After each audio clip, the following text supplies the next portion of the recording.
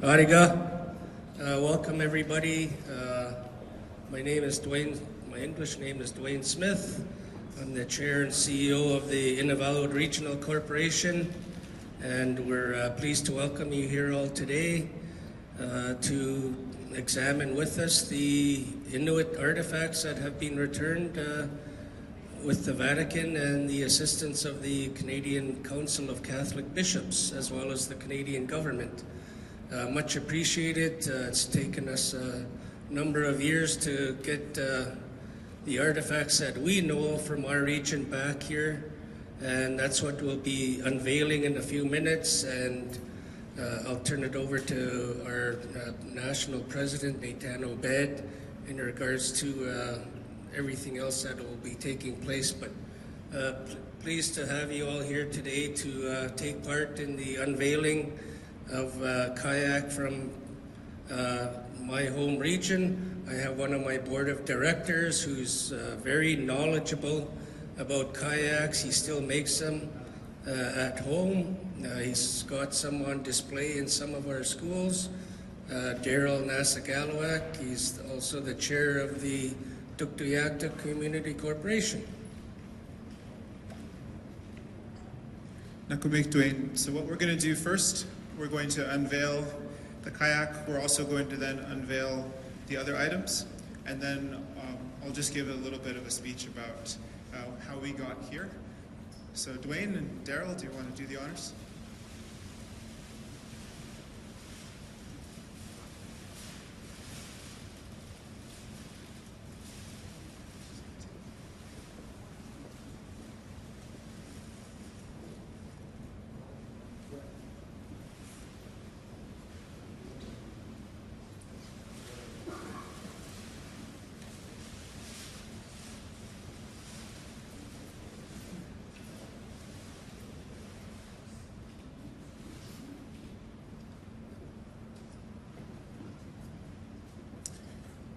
So as Dwayne has introduced me, my name is Nathan Obed. I'm the president of Inuit Teprik Kanatami. I've been very fortunate to be a part of this process from the very beginning, from the considerations of Inuit First Nations and Métis traveling to Rome, to the Vatican to visit with Pope Francis, to the apology by Pope Francis for all of the abuses suffered during our residential school eras, to the conversations about repatriation of items that the Vatican Museum held. This kayak is the centerpiece of the initial repatriation efforts that we have undertaken. There were many news stories that were written about this particular kayak and the future of it being held by the Catholic Church. In 2022, when we visited the Vatican and the Enma Monday, this kayak was on display. And at that time, the Catholic Church openly said that it could consider repatriation. Pope Francis, when he was leaving Canada and was in Iqaluit, he talked about the need for repatriation of items. He said a number of things. I'll repeat what he said, just a couple of things. One, thou shalt not steal. And if items were taken forcibly or without consent, that is what it amounts to. The scenarios around how this kayak ended up in the Vatican are not 100% known, but you'll have to imagine that in the 1920s, this particular kayak would have been essential to the well-being of a family and of a community. This kayak would have been used for beluga hunting. This would have been one of the most essential tools that an Inuit hunter would have to be able to care for himself and his community. So from 2022 until just this week, we've been working with the Vatican, with the Vatican Museum, and with the Canadian Council of Catholic Bishops also with the Assembly of First Nations and the Métis National Council, to work on repatriating items. The Catholic Church identified 62 items that it was going to repatriate in this particular lot. The kayak was the only one that we had seen, and I think the only item that any of our delegations saw in person. We saw photographs of the other 61 items throughout this process, but this was the centerpiece of the repatriation effort. The Unveiling Regional Corporation, led by Dwayne Smith, did a lot of the heavy lifting and a lot of the negotiations and then a lot of the paperwork to ensure that all of the items traveled safely from the Vatican Museum through Europe to Frankfurt, Germany, and then on an Air Canada cargo plane back to Montreal. And that's where a lot of the people picked up this story on Saturday when we were able to witness the cargo being unloaded. We were able to celebrate the return of the items to Canadian soil. Now, in the next phase, we are going to convene an Inuit working group to understand the breadth and the provenance of each of the other items that we have that are allocated or that have Inuit provenance. We want to understand where some of those items came from, what communities they belong to, and we are working through the Inuit Taprik Anatomy to do that. We also have a wonderful partnership with the Museum of History, and they have been very gracious throughout, not only to share their space, such as here this morning, but also to be able to keep these items for us and keep them in a secure location, but also allow access for us and really are waiting for our direction on how to proceed next. When the kayak was unboxed yesterday, I'm sure that there were some people who are curators who might have been quite aghast at us touching the item, lifting it up, handling the paddle. And I think this is also something as a part of reconciliation. The norms that you have for your institutions are not necessarily the norms that we have in our society about how we respect our living history, our items of cultural significance. The ways in which we connect are often very literally physically, to touch and to feel, to have that unbroken connection between something that was made 100 years ago to the practice that still exists today. So I believe the museum is on a learning journey with us, and I believe that we are on a learning journey about our own place in Inuit society from time immemorial to present and into the future. Today I invited a couple of special friends, Adam Van Couverton and Jeff Green. Adam Van Couverton is the Secretary of State for Sport, but also an Olympian and somebody who has kayaked with us in Nunatsiavut and across the Arctic. So I was very pleased to be able to invite him here. And Jeff Green, who's the founder of Students on Ice, who's also facilitated so many people to have experiences on the water across Inuit Nunangat. This is something that we are so proud to be able to share with you, and on our terms. I'd like to now hand the mic over to Daryl Nasagayoak. He'll give you a little bit of an explanation of the construction of the kayak and the uniqueness of this particular kayak within the 5 that are known that are from the Unveiling region from this time period or earlier. Achana. My Inuvialuktun name is Sukanan, and I'm very proud to be here today. Yesterday was a day I looked forward to for many years, and I feel privileged to be in the presence of one of my ancestors' main hunting tools, like Nathan said. This was the Ferrari of kayak. It's 100 to 120 years old in estimated time, you know. It's made with sealskin. There is spruce. There's caribou sinew in there. There's caribou antler to build this. And one of the interesting things we saw yesterday, when we build a haya, one of the difficult parts that we deal with is bending of the ribs to form the frames. And one of the things we use, because these were built out in our traditional villages, you didn't have a vise or a clamping system, so you use what you had.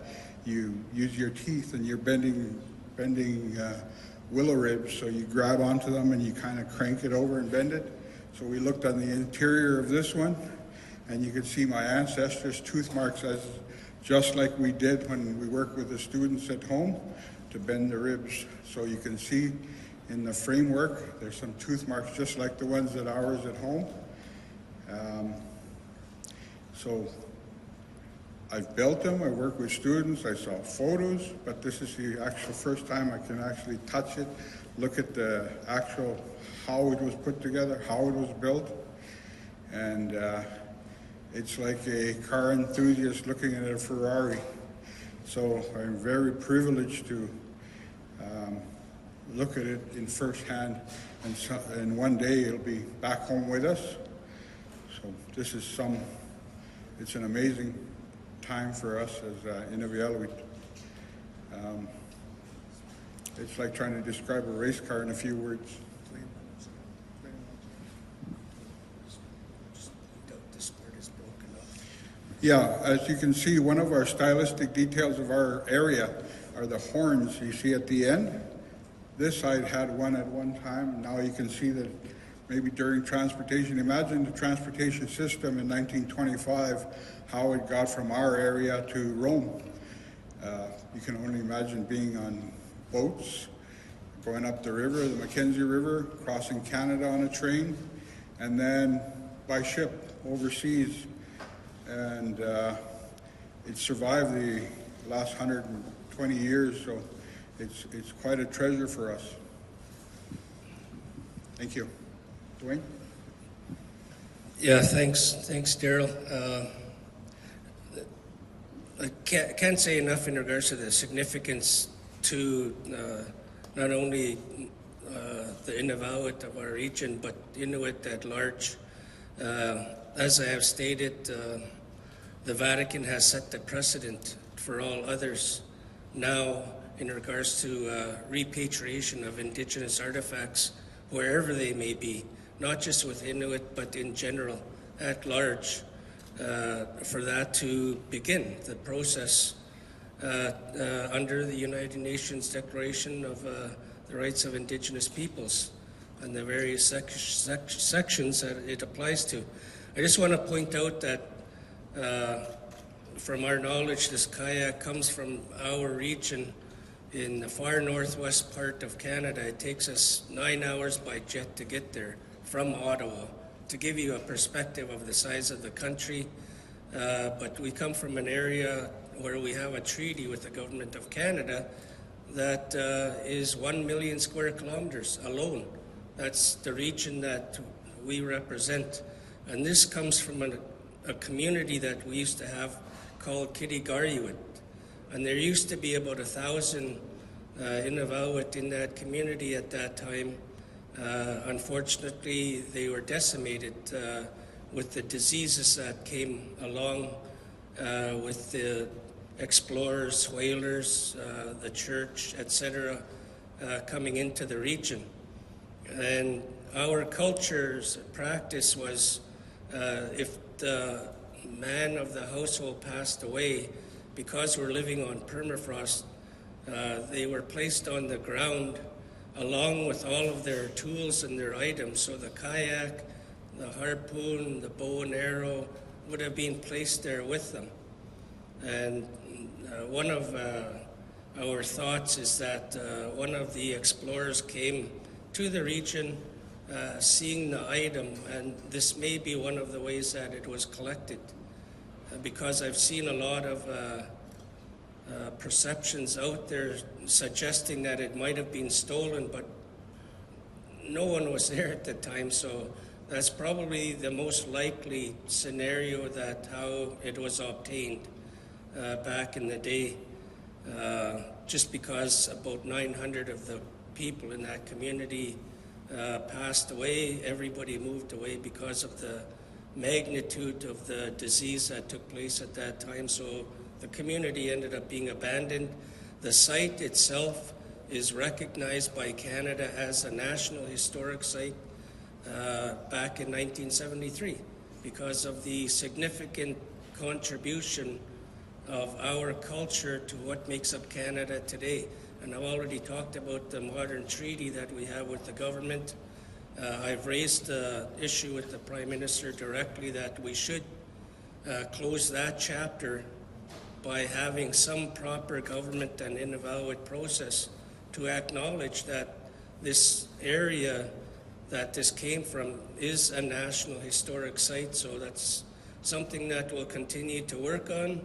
And like I said, part of the working group that we have will also be looking at potentially other Inuit artifacts in other parts of the world and put a potential game plan together for the ITK board for us to look at and consider.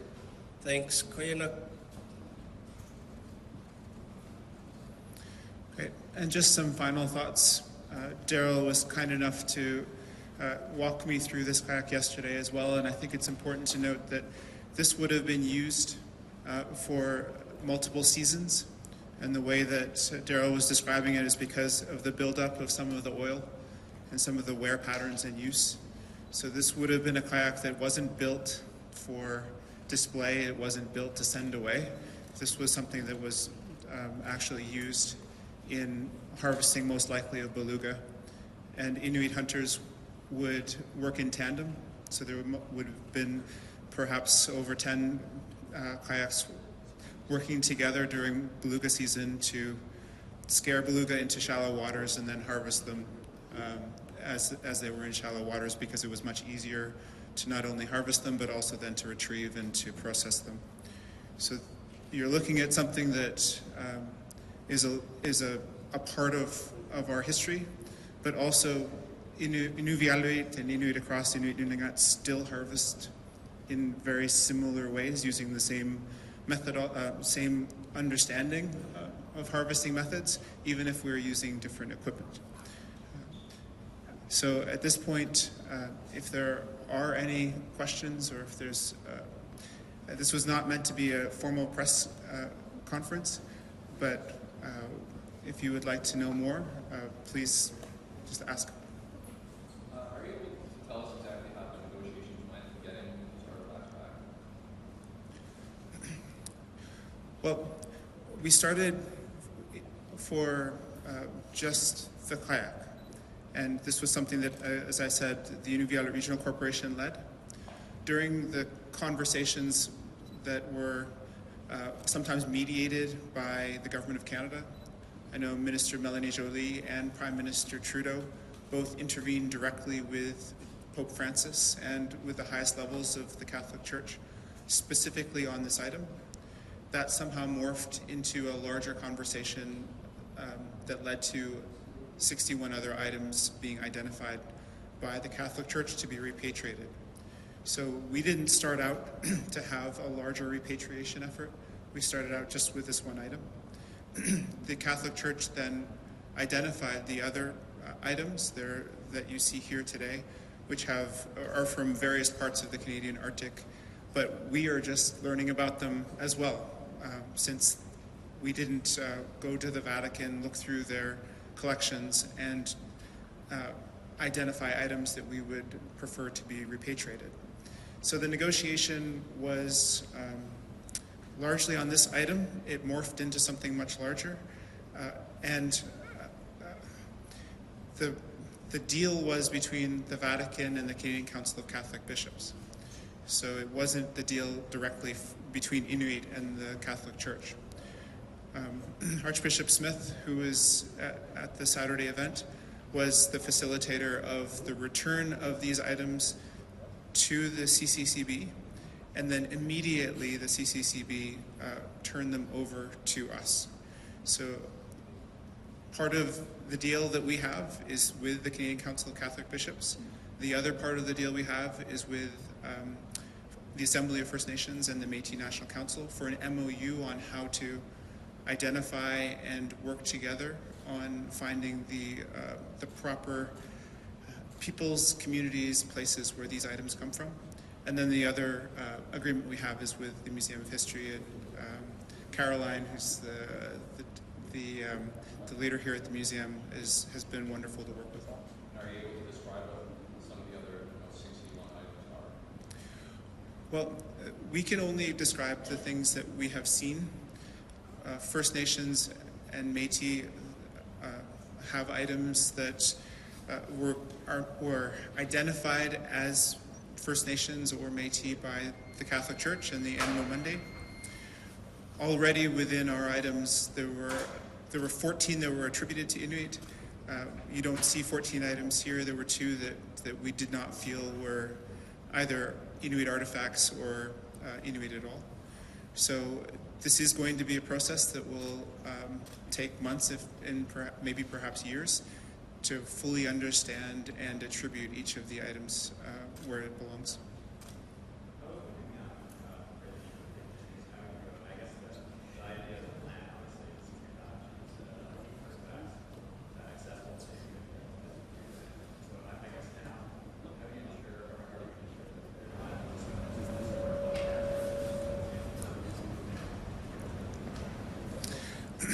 Well, there is a larger infrastructure piece that goes along with this story. And for Nunavut as a jurisdiction, even in the land claim agreement, there's consideration of the creation of a heritage center for that jurisdiction. That has yet to be realized. It would be wonderful if we could have museums and heritage spaces in each one of our 4 Inuit land claim regions, so that we could get these items closer to our communities.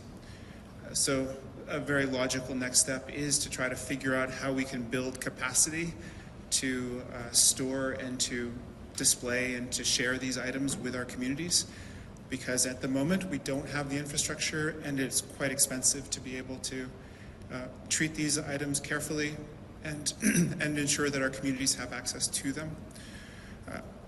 We will work with the museum on a plan to ensure that more Inuit can view and understand and interact with these items.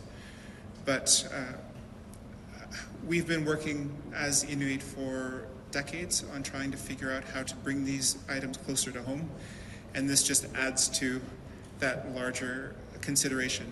A lot of our holdings are in places like Yellowknife, Winnipeg, here in Ottawa, and then in private museums and collections. It'll be generational, but the work this is a priority area for Inuit.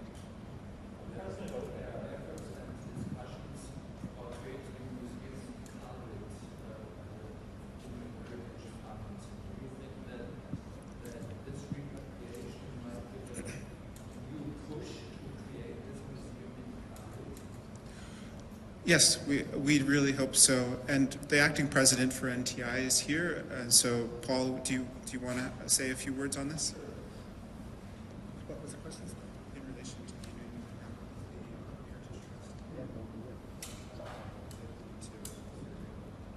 to Pinamig Nathan, Pinamig to kayo na si Dwayne. Inugatta, Tawangar Rosamid, Alaska mot Inuveri, Canada, Greenland. Inuinawgatta. Aksara pagusyung gatta tamagwa tamangaktaw tilugin. Inuveri minga orapata kupinitya mati inipekoting magin. I just want to point out that we're all Inuit, right across from Alaska, Russia, Alaska, Inuit, Canada, well, Inuit Canada, but Greenland. And when we get the artifacts from other places, we're very proud of them. And we're in the process of building a museum in Nunavut. It's at a very initial stage. It's part of our agreement under the Nunavut Land Claims Agreement that it has to be established. And once that's established, we're hoping that we can start receiving artifacts from all over the world, because they're all over the world. And just to finally, we do have Jessica Kutiak here, who's a part of the Iqaluit. There is an Iqaluit museum. It's a very small space, but it does amazing work. So we do try as hard as we can to share our cultural expression, to share our history, and we wanted to invite her here just as a part of this celebration. Okay. Sorry.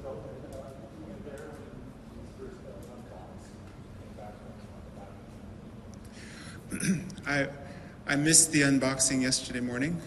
Dwayne and Daryl and many others were here for it. Yeah. I'll give the mic to Dwayne.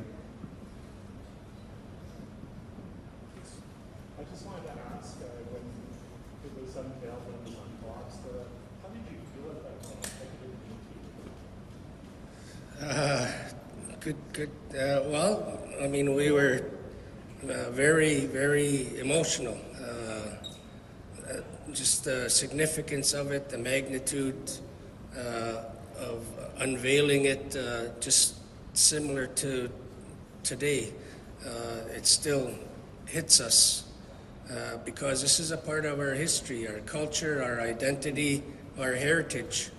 But I mean, words can't say enough in regards to the emotions because of the magnitude of this and a part of our culture. I mean, Daryl and I still whale in the same area today. And for those that are sensitive to that, we have so many beluga in that area, more die of natural causes than we actually harvest. So I hope that puts some people at ease, but it is a part of our culture. I was actually the chair of the Inuvialuit Game Council back in the day, and we set up more updated processes for sustainability, for practices. If I could, I have already raised the issue in regards to us having a museum for that, not only for this, but we have an understanding with the museum here. They have many, many other artifacts from my region alone. And we're working with universities within the United States as well as Canada that have reached out to the Inuvialuit Regional Corporation to repatriate human remains and other artifacts back to us as well. So there's that part of it, but we're just as proud as wanting to have these things on a regular display to further educate the public at large. As I touched on earlier in regards to what complements Canada's diversity, the culture from coast to coast to coast, how important that is, and that's what makes up Canada. And I'm grateful that we have this opportunity to further inform and educate the public again in regards to that. But I can't touch enough. I mean, I don't think it really hit myself until we got the artifacts on Canadian soil, the significance of it. Like I had said, I was just trying to get our kayak home. That this is the first big step, or the second, depending on how you look at it. The question, there was a lot of work in the background in regards to getting transport permits into Europe, into Switzerland, out of Switzerland, into Europe. And then because they were put into containers that had the Vatican seal, they could not be opened until they were here. So customs had to come up with a way to examine them to make sure that they were safe for transportation from Frankfurt to Canada. So they had to x-ray the containers. And then working with the museum here, only, I think it was 3 days before we were set to come back, the CITES permits were finalized with the federal department in Canada to get the CITES permit completed. As we were flying across, the Canadian Council of Catholic Bishops were signing the final documents for the transfer of these items. So things were still evolving as we were coming back here at the same time. So a lot of hard processes to deal with and get completed for all of this, but really grateful for all of the support again for all orders that were involved.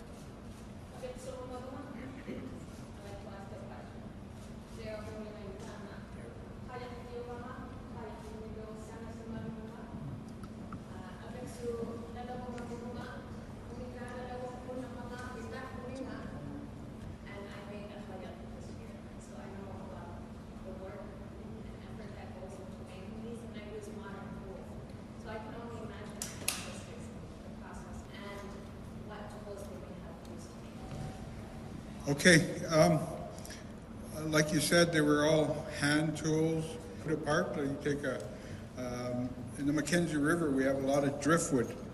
So you would have corded the logs and then refined it into smaller working pieces with barely touching each other on the shoreline. The shoreline was barely enough to hold 250 hunters' tools. So they would, when the beluga went in, everybody was quiet. The whole village was quiet. 250 or so men would head out. They would choose an elder for a leader. And my wife's grandfather said that when the last guy was going out of sight, or sorry, the first guy was going out of sight, the last guy was hitting the water. So they drive him up. This is a long, slender, very fast, light kayak. When they got them into shallow water, they used the tools, the deck tools they had.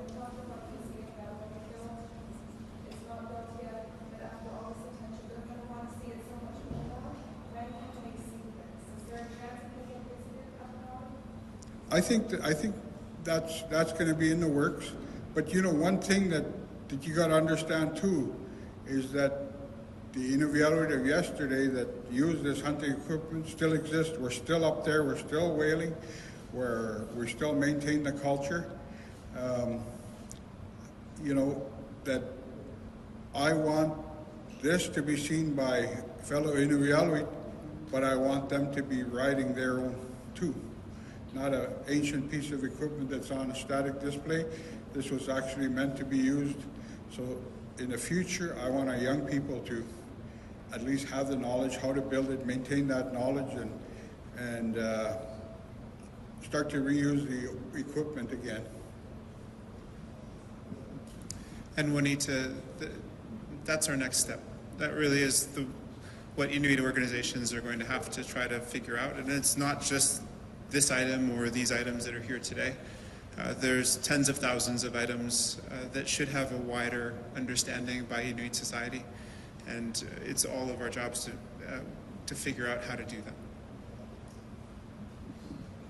Is the kayak going to be stayed here at the museum, and for how long?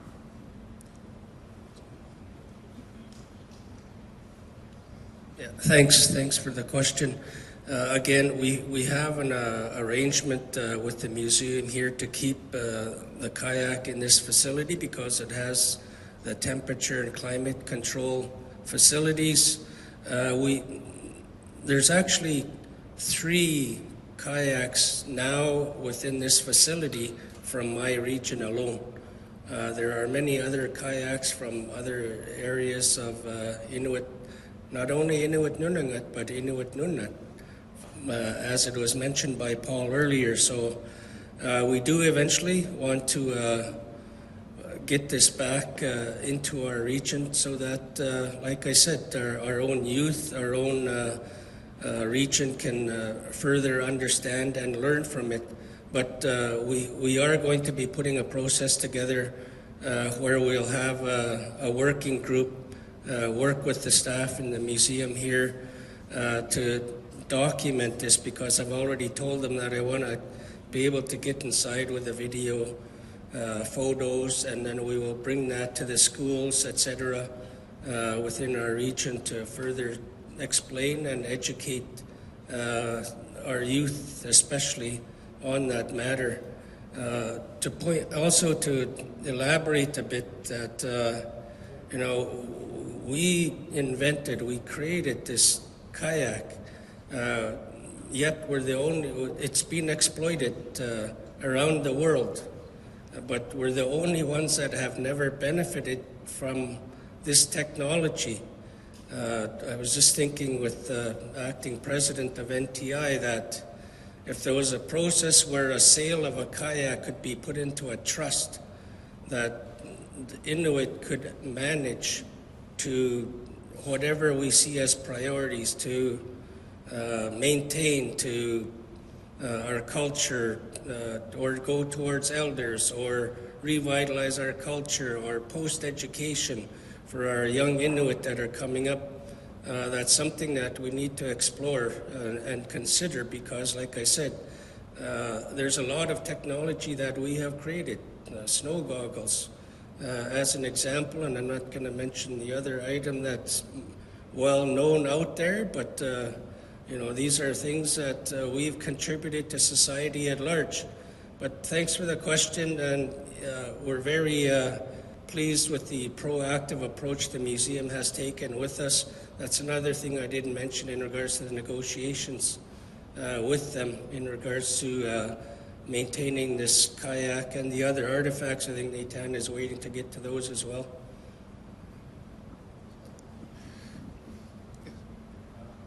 Sorry, are there more artifacts of Vatican that still need to be repatriated? And so, how many? If there's a process ongoing for that? We do not know how many items the Unmumunde has in their possession that are of Inuit origin. We hope that we can work with the Vatican and with the Vatican Museum to catalog those items, to properly identify where they're from, and if there are further repatriation efforts that are needed, to undertake those as well. I want to give the Inuit perspective on this repatriation and other repatriations that are necessary. The items that Inuit give freely to anyone in the world, are gifts. The items that were taken from us, or taken from our grave sites, or taken forcibly, those are of concern and consideration to us. We have gone through hundreds of years of colonization, and also an unequal relationship with our colonizers.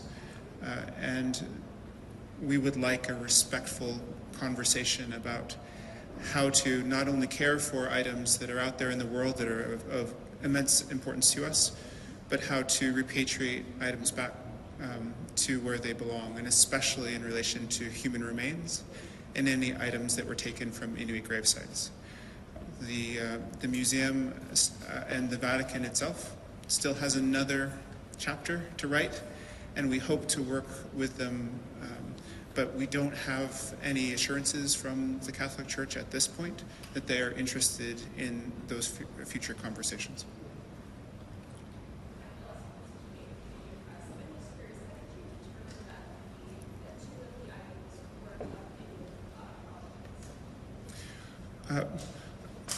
Well, we unboxed them yesterday, and the one was a plaque, so it was just something that was not necessarily of Inuit origin at all, and another was very clearly from a First Nations group and not an Inuit item.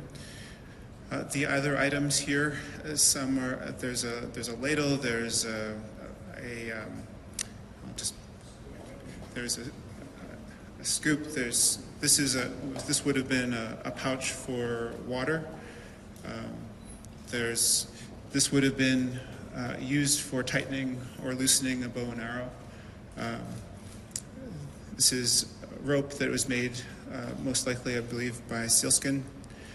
This is one of our hunting implements. What they were talking about earlier, this is would have been on the tip of a harpoon, or it is the tip of a harpoon, and it would embed in the animal, and then it would then turn to the side so it wouldn't be able to come out through the skin again. This is another ingenious item that Inuit have created. This would have been a needle case. Yeah. And this would have been, and here is an ulu that would have been used for, in many cases, there are many different types of ulus. Some are used for scraping, some are used for cutting meat, some are used for sewing. So these are all items that were a part of the items that were returned to us yesterday. And we're still considering where each of these came from, what community, what region, and we look forward to being able to describe to Canadians more about this and to our own communities. Yeah. So yes, Dwayne's just saying that some of these are made out of, say, muskox horn, sinew, ivory, and so the CITES permits that he was mentioning all had to do with the construction of these and the use of animal parts within the construction. What is that? This would have been a water pouch, Okay. so drinking for drinking water. Do we know what that would have been used for? I mean, which specific activity would have been used for? Do we know what specific activity this particular ulu would have been used for? They have many uses, and it's every Inuit lady and household has them. They were used for fleshing hides, cutting hides, cleaning animals, and for food preparation. Still used today. Today, a lot of them are used for pizza cutters and various things. My wife has many in the house. I got my mother's one. So they're handed down generation to generation. This one is likely traded. It's got probably a saw blade or something and a ship spike, but it's got a muskox horn handle. So it's a very important tool used right to this day. Very important to a household. Mikiyo kami imaha material muna na yung tuwing. Sewing. Yeah. Ikaw din na kataman. Unay man na yung ano. Ijab yung karne na po na nigchak sa lig. Unay man na yung una making mat. It's small, so it would be used for making patterns, like fringes on a tea or rita, and they would make cut like that with their finger like this. And these edges have to be very sharp in order for it to cut in straight line. This would not be used for food at all. It would be used for making patterns, because the other ulus, the bigger ones, would be used for food, but this wouldn't be used for food. Unless if you have. I might point out this item. This is a really finely decorated needle case. In the case is likely ivory needles. And the thimble you can still see is attached. And these needle cases are still used today. It's a way to carry a sewing kit that it's always handy. Here is a bow hunter's toolkit. In there, there's ivory sinew twisters for sinew back cable bows, and a spike when you're doing repairs or improvements on your hunting equipment. And so, as you can see, we are so fortunate as Inuit to have an unbroken connection to our culture and our way of life and our tools and how to use them from today to whenever these were taken from us 100 to 200 years ago. And I think it's it's something just for Canadians to really appreciate, that you live in an exceptionally diverse country with different cultures and different skills and different knowledge systems that enhance the country, but also are an unbroken line with its past. I appreciate all of the questions here today. Thanks everyone so much for coming. If you have further questions, we can set it up with our media. Lisa is the one to talk to. Nakomik, thanks everyone.